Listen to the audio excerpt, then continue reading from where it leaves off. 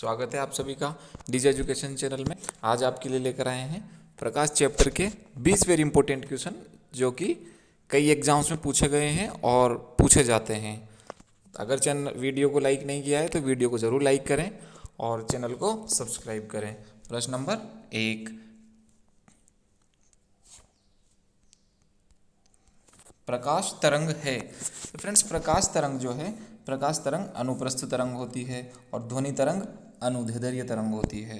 तो अनुदैर्ध्य तरंग ऐसी तरंग होती है जिस तरंग में कंपन उस तरंग संचरण की दिशा के समानांतर हो, जबकि अनुप्रस्थ ऐसी तरंगें होती है जिसमें कंपन तरंग संचरण की दिशा के लंबवत हो। समानांतर में 0 डिग्री का कोण बनता है और लंबवत में 90 डिग्री का कोण बनता है। तो इस प्रश्न का जो राइट आंसर हो जाएगा ऑप्शन नंबर 2। आप लोग नोट कर लीजिए, ध्वनि जो तरंग है वो अनुदैर्ध्य प्रकार की तरंग है और प्रकाश जो तरंग है वो अनुप्रस्थ प्रकार की तरंगे हैं। तो प्रश्न नंबर 2, प्रकाश का वेग अधिकतम होता है। तो फ्रेंड्स, प्रकाश का जो अधिकतम वेग होगा हीरे में, निर्वात में, पानी में और हाइड्रोजन में। तो प्रकाश का अधिकतम वेग होगा निर्वात में। और बिल्कुल इसे याद करके रखिए, 3 × 10⁸ मीटर प्रति सेकंड।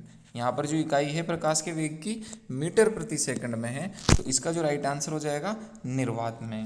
जबकि ध्वनि जो है, ध्वनि का वेग होगा लगभग 332 मीटर प्रति सेकंड। प्रश्न नंबर 3, चंद्र ग्रहण घटित होता है। तो फ्रेंड्स, चंद्र ग्रहण जो घटित होता है पूर्णिमा के दिन घटित होता है, जबकि सूर्य ग्रहण अमावस्या को घटित होता है। अब चंद्र ग्रहण की स्थिति में क्या होता है? चंद्र ग्रहण में सूर्य और चंद्रमा दोनों के मध्य पृथ्वी आ जाती है। तो इस पृथ्वी की छाया चंद्रमा पर पड़ती है और सूर्य का प्रकाश पूर्णतः चंद्रमा के बीच में नहीं पहुंच पाता। इस वजह से हमें चंद्रमा के कुछ भाग पर छाया दिखाई देती है। अतः चंद्र ग्रहण पूर्णिमा के दिन घटित होता है। अर्थात चंद्र ग्रहण में सूर्य, पृथ्वी और चंद्रमा तीनों एक सिद्ध में आ जाते हैं। जबकि सूर्य ग्रहण जो है, सूर्य ग्रहण अमावस्या के दिन घटित होता है और सूर्य ग्रहण में सूर्य तथा पृथ्वी के मध्य चंद्रमा स्थित हो जाता है। तो पृथ्वी पर रहने वाले लोगों को सूर्य आंशिक रूप से नहीं दिखाई देता।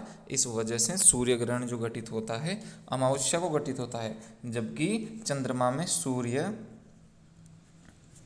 और चंद्रमा के मध्य धरती आ गई थी या पृथ्वी आ गई थी।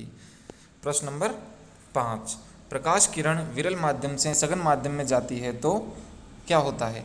जब प्रकाश की किरण विरल माध्यम से सघन माध्यम में जाती है तो वह अभिलंब की ओर मुड़ जाती है। क्या होता है विरल माध्यम? विरल माध्यम में कण दूर दूर होते हैं, जबकि सघन माध्यम में कण पास पास होते हैं। तो जब विरल माध्यम से सघन माध्यम की ओर किरण प्रवेश करती है तो उस किरण के वेग में कमी आती है और फलस्वरूप वह अभिलंब की ओर मुड़ जाती है। इस प्रकार से अभिलंब की ओर मुड़ जाती है। जबकि प्रश्न नंबर 6 में पूछा हुआ है, जब प्रकाश की किरण सघन माध्यम से विरल माध्यम में प्रवेश करती है तो क्या होता है? तो फ्रेंड्स, इस स्थिति में क्या होगा? सघन से विरल में प्रवेश करेगी तो अभिलंब से दूर हट जाती है। तो इस प्रश्न का राइट आंसर हो जाएगा ऑप्शन नंबर 2। प्रश्न नंबर 7, मृगमरीचिका बनाने वाली घटना को क्या कहते हैं? वेरी इंपॉर्टेंट प्रश्न है। मृगमरीचिका क्या होता है? मृगमरीचिका गर्मियों के दिनों में या जब तेज प्रकाश होता है तो राजमार्गों पर या सड़कों पर दूर कहीं देखते हैं तो वहाँ पर तेलीय पदार्थ की तरह कुछ भीगा हुआ सा पदार्थ दिखाई देता है, जिसे मृगमरीचिका पदार्थ जिसे मृगमरीचिका प्रभाव कहते हैं। और मृगमरीचिका प्रभाव पूर्ण आंतरिक परावर्तन के कारण घटित होता है। तो ऑप्शन नंबर 4 इसका राइट आंसर हो जाएगा। पूर्ण आंतरिक परावर्तन के कारण मृगमरीचिका प्रभाव उत्पन्न होता है। जबकि विवर्तन क्या होता है?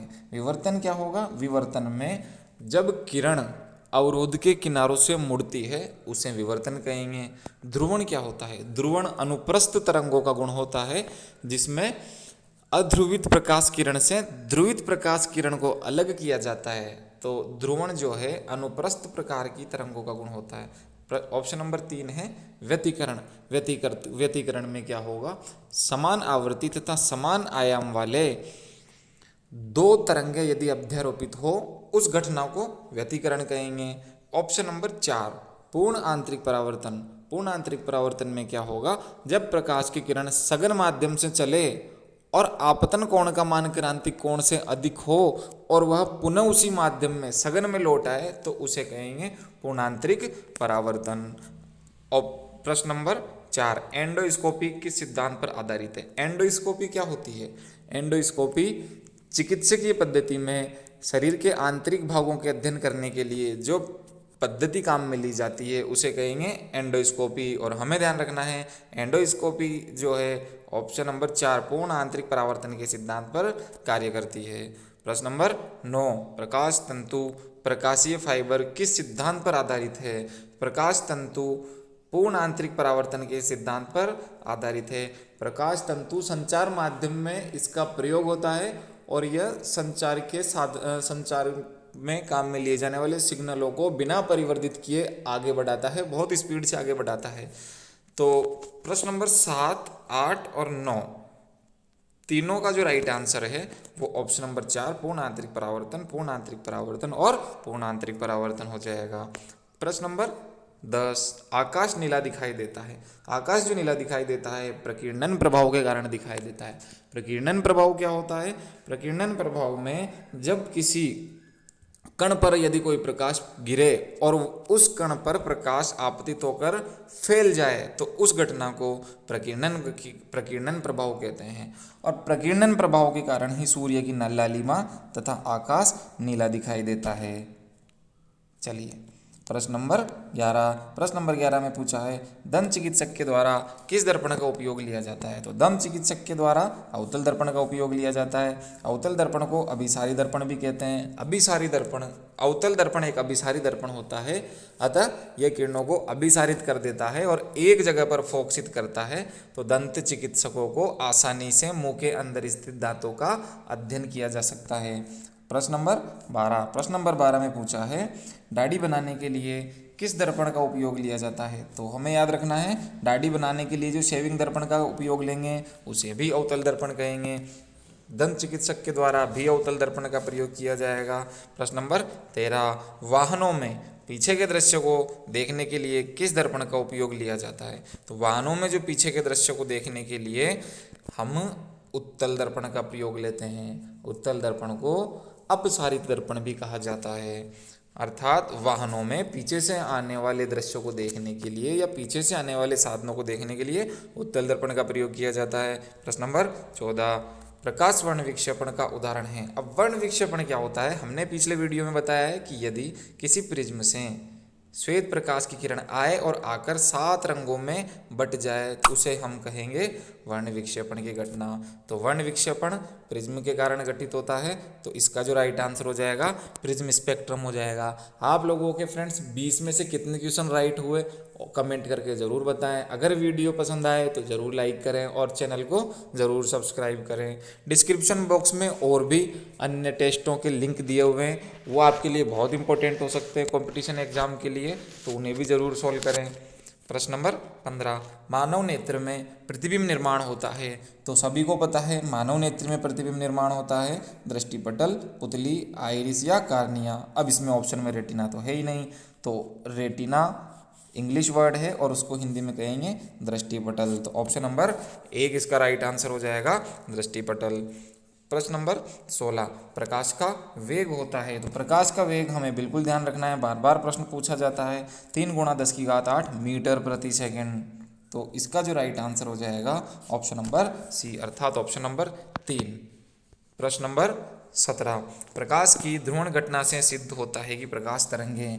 अब हमें पता है ध्रुवण जो घटना है केवल और केवल अनुप्रस्थ तरंगों में घटित होती है, तो इससे यह सिद्ध होता है कि प्रकाश की जो तरंग है वो अनुप्रस्थ प्रकार की है। तो इसका जो राइट आंसर हो जाएगा ऑप्शन नंबर 2 इसका राइट आंसर हो जाएगा। प्रश्न नंबर 18, प्रकाश का रंग निर्धारित होता है। तो याद रखना है फ्रेंड्स, प्रकाश का जो रंग निर्धारित होता है वो तरंगदैर्ध्य के कारण निर्धारित होता है। लैम्डा तरंगदैर्ध्य वेवलेंथ के कारण प्रकाश का रंग निर्धारित होता है। तो इसका जो राइट आंसर हो जाएगा ऑप्शन नंबर 1। डिस्क्रिप्शन बॉक्स में रीट के और अन्य एग्जाम्स के बहुत सारे पेपरों का सॉल्यूशन विद एक्सप्लेनेशन व्याख्या सहित दिया हुआ है, उनको भी यार जरूर प्रैक्टिस करें। प्रश्न नंबर 19, डायप्टर किसकी इकाई है। तो डायप्टर जो है लेंस की क्षमता, दर्पण की शक्ति, लेंस की फोकस दूरी या आयाम। तो डायप्टर है लेंस की क्षमता की जो इकाई है वो डायप्टर कहलाती है। डायप्टर क्या होगा, 1/f यानी कि फोकस दूरी के व्युत्क्रम को, फोकस दूरी के उल्टे को लेंस की शक्ति कहा जाता है और लेंस की शक्ति का मात्रक होता है डायप्टर। तो इसका जो राइट आंसर हो जाएगा ऑप्शन नंबर 1। लास्ट प्रश्न है, आँख में प्रवेश करने वाले प्रकाश की मात्रा का निर्धारण होता है दृष्टिपटल से। नहीं, दृष्टिपटल तो रेटिना होता है जहाँ पर प्रतिबिंब निर्माण होता है, और आँख में बनने वाला प्रतिबिंब वास्तविक और उल्टा होता है। श्वेत पटल आँख का अधिकतर जो सफ़ेद हिस्सा है उसे श्वेत पटल कहेंगे। आइरिस कैमरे में जो काम डायफ्राम द्वारा किया जाता है वो कार्य आँख में आइरिस के द्वारा किया जाता है, अर्थात प्रकाश की मात्रा का निर्धारण आइरिस के द्वारा किया जाएगा। कॉर्निया क्या होगा, कॉर्निया नेत्रदान के समय आँख का कॉर्निया नामक पार्ट का दान किया जाता है। तो इसका जो राइट आंसर हो जाएगा ऑप्शन नंबर 3। अगर चैनल को सब्सक्राइब नहीं किया तो ज़रूर चैनल को सब्सक्राइब करें। Thank you so much.